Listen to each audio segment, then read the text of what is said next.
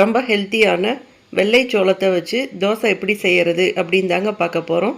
அதுக்கு 1 கப் அளவுக்கு வெள்ளை சோளம் எடுத்துக்கோங்க. அதே கப்பில் 1 கப் அளவுக்கு இட்லி அரிசி எடுத்துக்கோங்க. 1/2 கப் அளவுக்கு வெள்ளை உளுந்து எடுத்துக்கோங்க. நீங்கள் கருப்பு உளுந்து கூட எடுத்துக்கலாங்க. 1/2 டீஸ்பூன் அளவுக்கு வெந்தயம் எடுத்துக்கோங்க. இப்போ இது எல்லாம் முங்குற அளவுக்கு தண்ணி சேர்த்துக்கோங்க. 2-3 டைம்ஸ் நல்லா வாஷ் பண்ணிக்கலாங்க. திரும்பவும் நல்லா முங்குற அளவுக்கு தண்ணி சேர்த்துக்கோங்க. ஓவர் நைட் ஊற வச்சுக்கலாங்க. இப்போ காலையில் பார்க்குறப்ப சோளம் நல்லா ஊறி இருக்குங்க. இப்போ தண்ணியை வடிகட்டிட்டு அப்படியே மிக்சர் ஜாருக்குள்ளே போட்டுக்கலாங்க.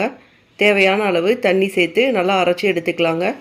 மிக்சர் ஜாருக்குள்ளே போடுறப்ப 2 தடவையாக பிரித்து அரைச்சி எடுத்துக்கோங்க. இப்போ அரைச்ச மாவை அப்படியே ஒரு பாத்திரத்துக்குள்ளே ஊற்றிக்கலாங்க. மாவுக்கு தேவையான அளவு உப்பு சேர்த்துக்கோங்க. சேர்த்துட்டு நல்லா கரைச்சி விட்டுக்கலாங்க. அப்படியே ஒரு தட்டை போட்டு மூடி 6 மணி நேரத்துலேருந்து 8 மணி நேரம் அளவுக்கு மாவை நல்லா புளிக்க வச்சுக்கலாங்க.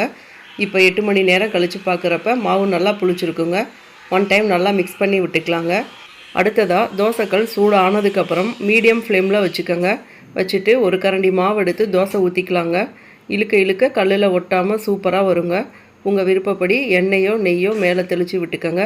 அவ்வளோதாங்க, 2 சைடும் சுட்டெடுத்தால் ஹெல்த்தியான வெள்ளை சோளம் தோசை ரெடி ஆயிருங்க.